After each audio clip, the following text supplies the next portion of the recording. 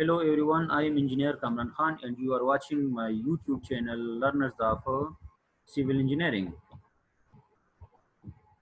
Today I will discuss railway engineering, railways, railway gauges, selection of rail gauges and types of rail gauges.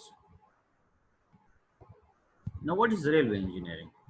Railway engineering, it is first of all, it is a branch of civil engineering, okay, and which is related with the railway systems, okay.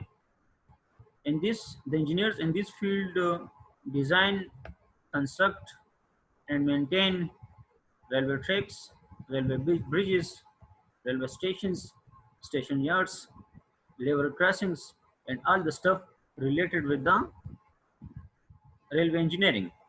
Okay, the engineers in this field are not concerned with the railway trains, but they are concerned with the fixed segment, which is known as a railway track. Okay, the level crossing, the station yards, railway stations, railway bridges, and the stuff like that.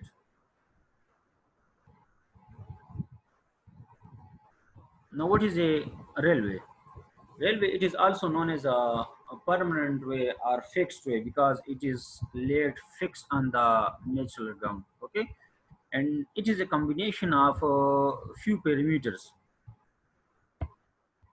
It is a combination of railway lines or rails, in the, which is this part. Okay, the sleepers, which is this transverse part, which provides the lateral stiffness to the rails. It provides it consists of some fittings like these plates and the nuts and bolts, some screws, etc.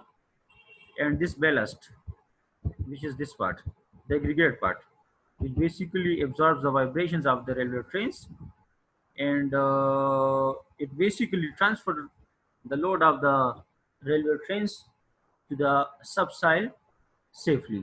Okay, so these are the few parameters related with the railway tracks.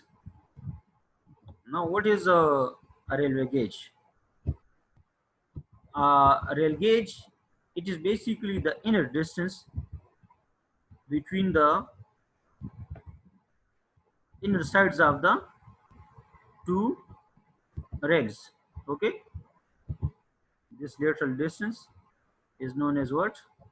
This is known as a rail gauge. Now, how you will select a type of gauge? So a type of gauge is basically selected based on the intensity of the traffic or demand of the traffic. If the demand of the traffic or the intensity of the traffic is more, then you will have to select a bigger gauge. Okay, and if the intensity is small, so then you will have to select a smaller gauge. Okay, but one thing you should keep in your mind: if you are selecting a bigger gauge, it means you are occupying more space on the earth. Okay, so it will cause more cost towards the right of way of the railway system. You will have to need more space on the earth, so you will have to purchase or allocate more space on the earth for the railway tracks, which will cost towards the cost. And also you will be requiring a, a much more width of formation, a much more soil is required to be improved for the railway track.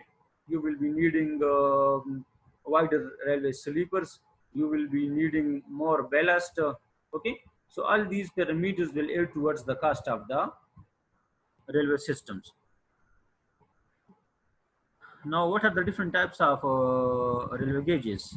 Railway gauges are standard gauges, broad gauges, meter gauges, and narrow gauges. Okay. Now, what is standard gauge? Standard gauge is any gauge the width of which is equal to 1.435 meter or 1435 millimeter. Okay. Now any gauge which is bigger than the standard gauge is known as a broad gauge. Okay. Now broad gauge, we can say that it gives us more stability as compared with the other types of gauge. Why?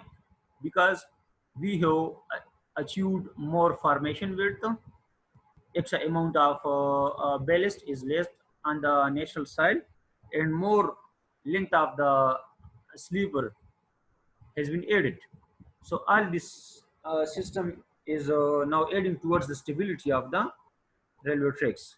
So we can say that broad gauges provide better stability.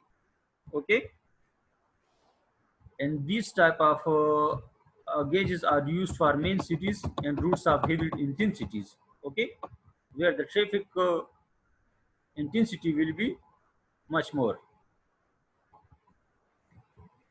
Now the meter gauge. Meter gauge is referred to any gauge the width of which is equal to 1 meter. Okay. Now this system is used in undeveloped areas having comparatively less intensity. Okay.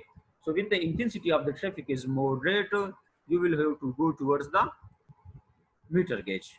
Okay. But let's suppose if the intensity of the traffic is much less, okay, like in thinly populated areas, okay, where there will be less amount of passengers moving from one location to another locations via the railway trains, or in hilly areas where it is difficult for us to prepare or separate the extra width for the railway system. So in these two particular cases, we will move towards the narrow gauges. Okay. Now narrow gauge is any gauge the width of which is equal to 2 to 2.5 feet. Okay. So this is all about the gauges. If you find this video useful for you, so kindly share it, like it, subscribe my channel and press the bell icon so that the recommendations for any future videos will come towards you on time. Thank you.